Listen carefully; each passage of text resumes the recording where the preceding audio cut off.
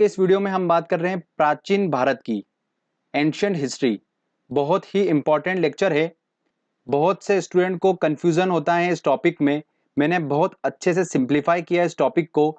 आपको just lecture देखना है, एक स्टोरी के हिसाब से मैं आपको बताऊंगा और आपको ऐसा देखना है कि कोई मूवी चल रही है। याद करने की कोशिश बीच में बिल्कुल भी मत कीजिएगा। एक बार लेक्चर कंप्लीट हो जाए फिर आप दोबारा प्ले करके उसको याद कर लीजिएगा। मैंने एक लास्ट में क्वेश्चन आंसर टेस्ट इंक्लूड करा है जो कि बहुत ही इंपॉर्टेंट है। एक बार आप जब थ्योरी सेक्शन कंप्लीट कर ले उसके बाद में वो क्वेश्चन आंसर टेस्ट जरूर लगाइएगा, क्योंकि मैंने लास्ट में वो क्वेश्चन इंक्लूड करे हैं जो दो दो तीन तीन बार क्वेश्चन रिपीट हो रहे हैं एग्जाम्स में। तो जरूर लगाइएगा क्वेश्चन आंसर सेट। इस लेक्चर में दोस्तों मैं आपको 5000 साल पहले से स्टार्ट करूंगा, ठीक है, सिंधु सभ्यता से, और आपको धीरे धीरे करके कहां तक लेकर आऊंगा, 712 ईस्वी, जहां पर मोहम्मद बिन कासिम ने भारत पर आक्रमण करा था। हम वहां तक आपको मैं स्टोरी के माध्यम से लेकर आऊंगा। दोस्तों 712 ईस्वी के बाद में मध्यकालीन भारत चालू हो जाता है और वहां से मैंने लेक्चर आपको कंप्लीट करवा रखा है। तो चलिए दोस्तों हम लेक्चर को स्टार्ट करते हैं। अच्छे से फोकस्ड हो जाइए। चलिए तो फ्रेंड्स हम बात करते हैं आज से 5000 साल पहले की। जो सबसे पुरानी सभ्यता है वो है कौन सी? सिंधु हड़प्पा सभ्यता, इंडस वैली हड़प्पा सिविलाइजेशन, हम उसकी बात कर रहे हैं। तो देखिए ध्यान से सुनिए, सबसे पुरानी जो सभ्यता थी वो कौन सी थी? सिंधु सभ्यता। हड़प्पा सभ्यता जो है वो सबसे पुरानी सभ्यता है। सिंधु सभ्यता के लोग जो थे वो भारत के मूल निवासी द्रविड़ लोग कहलाते थे। क्या कहलाते थे? भारत के मूल निवासी द्रविड़ लोग कहलाते थे। अब बात आती है कि सिंधु सभ्यता की खोज हुई कैसे, पता कैसे चला इसके बारे में। 1857 में कराची और लाहौर के बीच रेल पटरी बिछाने के दौरान जॉन ब्रंटन और विलियम ब्रंटन को दो प्राचीन नगर हड़प्पा और मोहनजोदड़ो के बारे में पता लगा। और इस सभ्यता का नाम हड़प्पा इसलिए रखा गया क्योंकि जब इन दो नगरों के बारे में पता चला उसके बाद में जो उत्खनन का काम चालू हुआ, खोदने का काम चालू हुआ, पाकिस्तान के पंजाब प्रांत में स्थित हड़प्पा नामक स्थान पर पहली बार उत्खनन का खुदाई का काम चालू हुआ। इस वजह से इस सभ्यता का नाम क्या रख दिया गया? हड़प्पा सभ्यता रख दिया गया। ओके। हड़प्पा जो शहर था वो किस नदी के किनारे स्थित था? रावी नदी के किनारे स्थित था। जबकि मोहनजोदड़ो जो शहर था वो सिंधु नदी के किनारे स्थित था। चलिए दोस्तों आगे अब हम बात करते हैं। उत्खनन के फलस्वरूप बहुत सारी जानकारी प्राप्त हुई जिससे इस सभ्यता के बारे में अनुमान लगाया गया। क्या लगाया गया? देखिए तकरीबन 5000 साल पहले एक उच्च स्तरीय सभ्यता विकसित हुई थी जिसकी नगर नियोजन व्यवस्था उच्च कोटि की थी। लोगों को नालियों तथा सड़कों के महत्व का अनुमान था। सिंधु सभ्यता एक नगरीय सभ्यता थी। क्या थी? एक नगरीय सभ्यता थी। सिंधु सभ्यता के लोग ईंटों का प्रयोग करते थे। गुजरात का शहर लोथल सिंधु सभ्यता का एक प्रमुख बंदरगाह हुआ करता था। मोहनजोदड़ो में सबसे बड़ा भवन जो था वो कौन सा था? धान्यागार था। तो हमको ये नाम याद रखना है। आगे देखिए, विशाल स्नानागार ग्रेट बाथ के बारे में भी पता चला जो कि कहां पर स्थित है? मोहनजोदड़ो में स्थित है। इसके बारे में पता चला। आगे देखिए दोस्तों, कांस्य से बनी नर्तकी की मूर्ति भी मोहनजोदड़ो से उत्खनन के फलस्वरूप प्राप्त हुई थी। उत्खनन के फलस्वरूप ये पता लगा कि सिंधु सभ्यता के जो लोग थे उनकी जो अर्थव्यवस्था थी उसकी ताकत क्या थी? कृषि और पशुपालन। हड़प्पा सभ्यता की बात की जाए तो वहां पर सभी धातुओं के अवशेष मिले बट लोहे के अवशेष नहीं मिले। तो इससे प्रूफ होता है कि सिंधु सभ्यता में अभी तक यहाँ पर लोहे की खोज नहीं हुई थी। ओके। वो खेती किया करते थे तो वो खेती के लिए जो हल यूज करते थे वो लकड़ी के हुआ करते थे। सिंधु सभ्यता के लोगों ने सबसे पहले किसका उत्पादन किया? कपास का उत्पादन किया। ओके। देखा जाए कि सिंधु सभ्यता का अंत कैसे हुआ तो एग्जैक्टली में इस बात का अभी तक प्रूफ नहीं हुआ है कि सिंधु सभ्यता का अंत सिंधु नदी में आई बाढ़ की वजह से हुआ है कि वहां पर अकाल पड़ने की वजह से हुआ है। इस बात का अभी तक प्रूफ नहीं मिल पाया है कि सिंधु सभ्यता का अंत कैसे हुआ। तो चलिए हमारी स्टोरी को आगे लेके जाते हैं। ये हमने बात करी आज से 5000 साल पहले की। उसके बाद समय निकलता गया। भारत में सबसे पहले ईरान के देश के लोगों ने प्रवेश करा जो कि क्या कहलाए? आर्यंस कहलाए। इन आर्यंस ने भारत के मूल निवासी द्रविड़ों को युद्ध में पराजित कर दिया और अपना शासन स्थापित कर लिया। ये बात हो रही है दोस्तों आज से 3200 साल पहले की बात हो रही है। ओके। तो इन आर्यंस ने अपना शासन स्थापित कर लिया और इनके द्वारा जो सभ्यता बनी थी वो क्या कहलाई? वैदिक सभ्यता। क्या कहलाई दोस्तों? वैदिक सभ्यता कहलाई। अब वैदिक सभ्यता के बारे में मैं आपको कुछ इंपॉर्टेंट पॉइंट्स बताता हूं, ध्यान से सुनिए। वैदिक जो सभ्यता थी वो कैसी सभ्यता थी? एक ग्रामीण सभ्यता थी। जो वैदिक सभ्यता के लोग थे इनका मुख्य व्यवसाय क्या था? पशुपालन इनका मुख्य व्यवसाय था। लोहे से बने उपकरण वैदिक सभ्यता में प्राप्त हुए इसका मतलब यहाँ पर लोहे की खोज हो चुकी थी। घोड़ा यहाँ पर एक महत्वपूर्ण पशु था। ये आर्यंस अस्त्र शस्त्र और कवच जैसे उपकरण बनाना जानते थे। तो फ्रेंड्स, वैदिक सभ्यता से रिलेटेड आपको चीजें क्लियर हुई। सबसे पहले नगरीय सभ्यता के बारे में हमने पढ़ा, सिंधु सभ्यता जिसका अंत हुआ, उसके बाद में क्या आई, वैदिक सभ्यता आई, मतलब एक ग्रामीण सभ्यता आई। और धीरे धीरे वापस से हम कहां पर शिफ्ट हुए, नगरीय सभ्यता की तरफ शिफ्ट हुए। और भारत को 16 महाजनपदों में बांट दिया गया। अब ये 16 महाजनपद मतलब 16 राज्यों में भारत को बांट दिया गया। कौन कौन से, मगध, अंग, काशी, कौशल, वज्जी, मल्लल, जेदी, वत्स, ये 16 राज्य हैं। इन राज्यों में सबसे शक्तिशाली जो राज्य था वो कौन सा था, मगध राज्य था। ओके। और सबसे बड़े राज्य की बात की जाए तो सबसे बड़ा राज्य कौन सा था, अवंतिका राज्य था, उज्जैनी। एमपीपीएससी में क्वेश्चन बनता है ये वाला, काफी इंपॉर्टेंट है। तो दोस्तों अब बात आती है कि मैं आपको बोल रहा हूं कि मगध जो था वो सबसे शक्तिशाली था, तो ऐसा क्यों? इसका कारण ये था कि मगध जो राज्य था इसके दोनों ओर नदी बहती थी। इस वजह से यहाँ की भूमि जो थी काफी उपजाऊ थी और कृषि योग्य भूमि थी। एग्रीकल्चर यहाँ पर काफी अच्छा होता था। इस वजह से ये राज्य जो था अपने आप में सक्षम राज्य था और काफी मजबूत राज्य था। और दोस्तों विंध्याचल श्रेणी जो है वो देखिए मैप में आपको क्लियर हो रहा होगा, मगध के पास से बिल्कुल होती हुई निकल रही है। देखिए विंध्याचल श्रेणी, श्रेणी का मतलब क्या होता है, देखिए जंगल एरिया होता है पूरा। तो मगध जो ऐसा राज्य था, उनको लकड़ियां जो थी वो अच्छी खासी प्राप्त हो जाती करती थी जंगलों से। और यहाँ के जानवर जो थे जंगल के, उनको वो अपने युद्ध में उपयोग किया करते थे। हाथियों का पहली बार युद्ध में उपयोग किस राज्य ने किया था, मगध राज्य ने ही उपयोग किया था इनका। ठीक है, ये 2015 एसएससी का क्वेश्चन था, काफी इंपॉर्टेंट है, ध्यान रखिएगा। तो इस प्रकार से दोस्तों मगध जो राज्य था वो काफी शक्तिशाली राज्य था। और दोस्तों हमारा जो प्राचीन इतिहास है वो पूरा मगध के आसपास घूमेगा। तो आप बिल्कुल ध्यान से सुनिए इस बात को। यहाँ पर बहुत सारे राजा आए, अलग अलग राजा आए। इन राजाओं का क्या उद्देश्य था, ये जो 16 महाजनपद के बारे में आप देख रहे हैं, इन 16 महाजनपदों पर कब्जा करना। और सिर्फ एक ही ऐसा राजा था जिसने 16 महाजनपदों पर कब्जा कर लिया था, वो कौन था, सम्राट अशोक। उसके बारे में हम आगे बात करेंगे। अब एक इंपॉर्टेंट पॉइंट और सुनिए कि 16 महाजनपदों का उल्लेख एक बौद्ध ग्रंथ में किया गया है। उस बौद्ध ग्रंथ का नाम एग्जाम में अक्सर पूछा जाता है। तो वो बौद्ध ग्रंथ कौन सा है, देखिए अंगूर है। कौन सा है, अंगूर। इसके अंदर 16 महाजनपदों का उल्लेख किया गया है। अब देखिए दोस्तों ये हमारी ट्रिक थी। जो बौद्ध ग्रंथ था उसका नाम है अंगुत्तर निकाय। क्या है दोस्तों, अंगुत्तर निकाय। आपके दिमाग में सेट हो चुका होगा अंगूर वाली इमेज। अब जब भी एग्जाम में अगर ऐसा आएगा कि 16 महाजनपदों का उल्लेख एक बौद्ध ग्रंथ में किया है, तो वो किसमें किया है, अंगूर में किया है। हमको ऐसे ध्यान रखना है, किसमें किया है, अंगूर में किया है। और अंगूर से हम आसानी से पहुंच जाएंगे अंगुत्तर निकाय तक और हमारा क्वेश्चन बन जाएगा।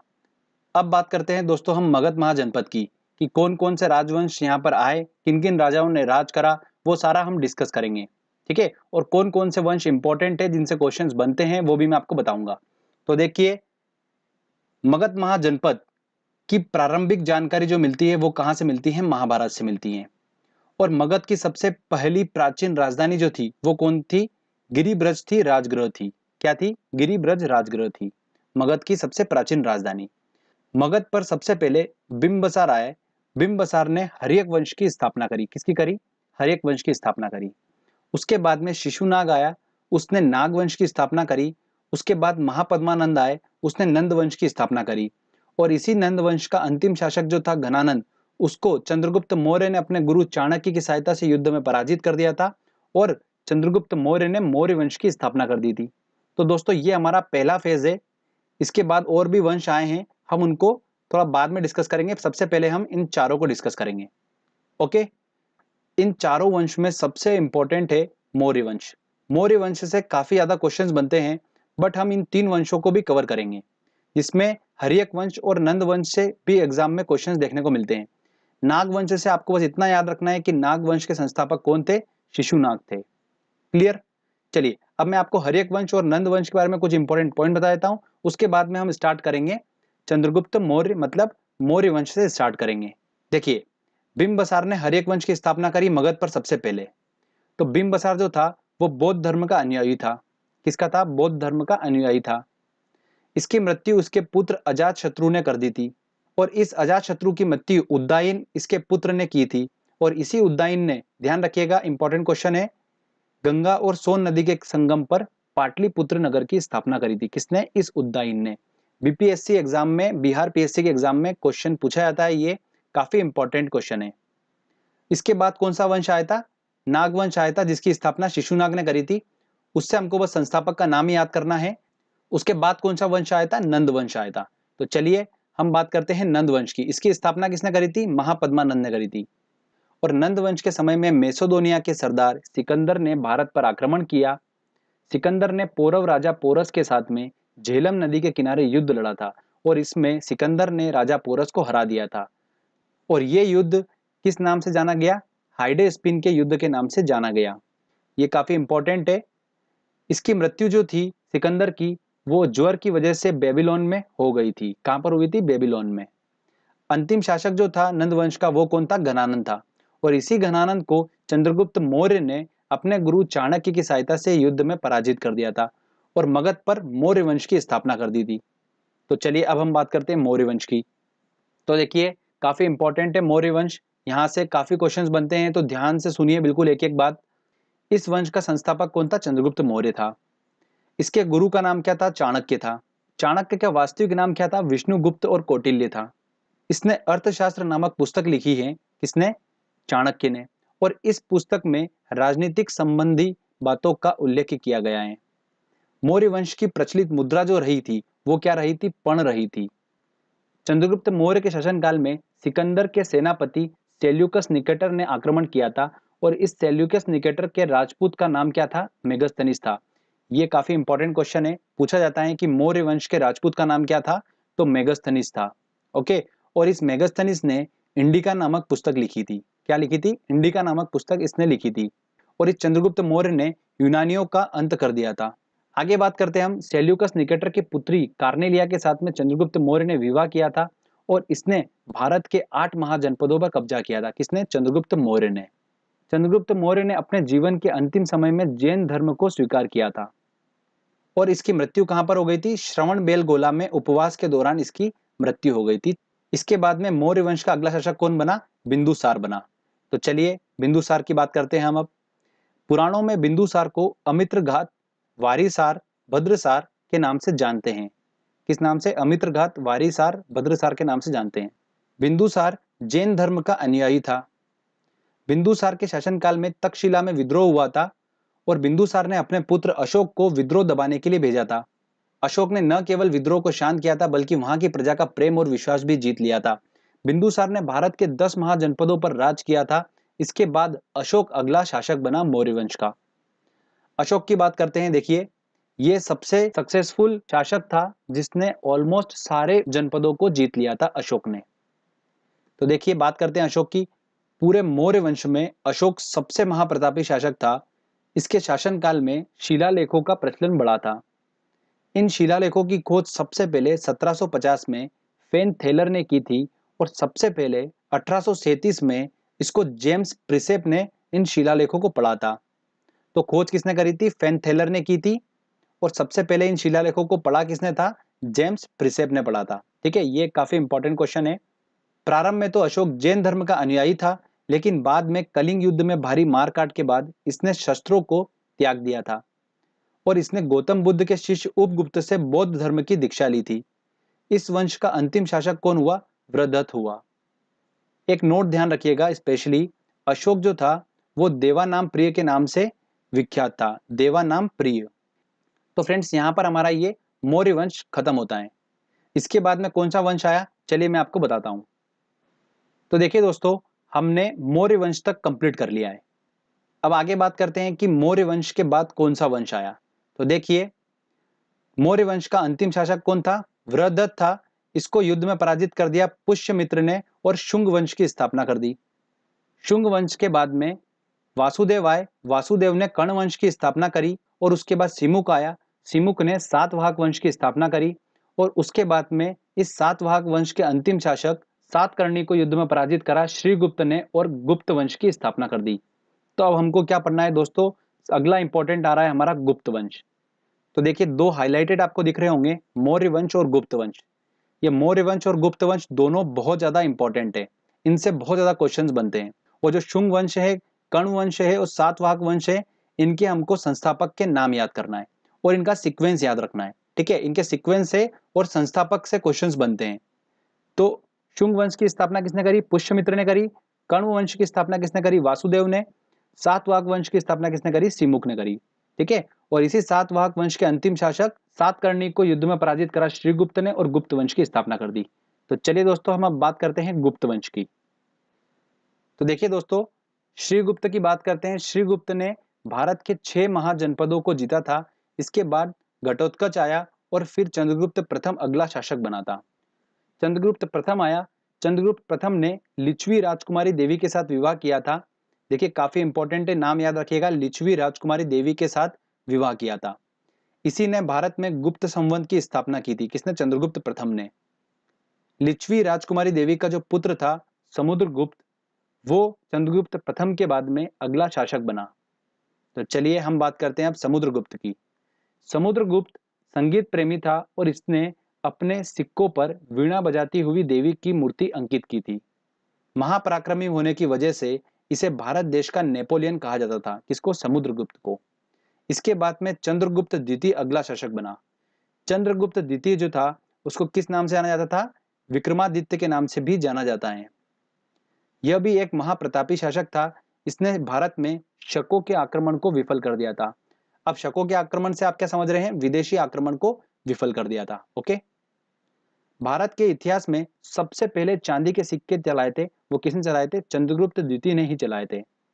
कालिदास, आर्यभट्ट, वराहमिहिर, ब्रह्मगुप्त, सुश्रुत इत्यादि विद्वान इसी के शासनकाल में थे। देखिए 3 बता रहा हूं जो बहुत ज्यादा इंपॉर्टेंट है। कालिदास, आर्यभट्ट, वराहमिहिर, ये तीनों तो बहुत ही ज्यादा इंपॉर्टेंट है। ध्यान रखना, ये तीनों विद्वान किसके शासनकाल में थे? चंद्रगुप्त द्वितीय के शासनकाल में थे। और इनसे रिलेटेड कुछ इंपॉर्टेंट पॉइंट्स बता रहा हूं, वो देख लीजिए। आर्यभट्ट जो थे वो खगोल वैज्ञानिक और गणितज्ञ थे और आर्यभट्ट ने सूर्य सिद्धांत की रचना की थी। किसकी? सूर्य सिद्धांत। अगला पॉइंट सुनिए, वराहमिहिर जो थे वो एक क्या थे? खगोल शास्त्री थे। ये एसएससी 2011-15 का क्वेश्चन है, 2 बार रिपीट हुआ है। आगे देखिए, कालिदास ने मेघदूतम और कुमार संभव की रचना की है। किसकी? मेघदूतम और कुमार संभव की। चंद्रगुप्त द्वितीय का शासनकाल भारतीय इतिहास का स्वर्ण काल कहलाता है। इसके बाद में अगला शासक कौन बना? कुमारगुप्त। कुमारगुप्त की बात करते हैं तो देखिए, नालंदा यूनिवर्सिटी की स्थापना किसने करी थी? कुमारगुप्त ने ही की थी। इसके बाद स्कंदगुप्त अगला शासक बना। स्कंदगुप्त की बात करते हैं तो इसने भारत में सबसे ज्यादा कृत्रिम झीलों का निर्माण कराया था। किसने? स्कंदगुप्त ने। इस वंश का अंतिम शासक कौन हुआ था? भानुगुप्त हुआ था। तो फ्रेंड्स, यहाँ पर हमारा ये गुप्त वंश जो है वो खत्म होता है। जो हम गुप्त वंश की बात कर रहे थे, ये गुप्त वंश का समय चल रहा था 250 ईस्वी से लेकर 500 ईस्वी तक।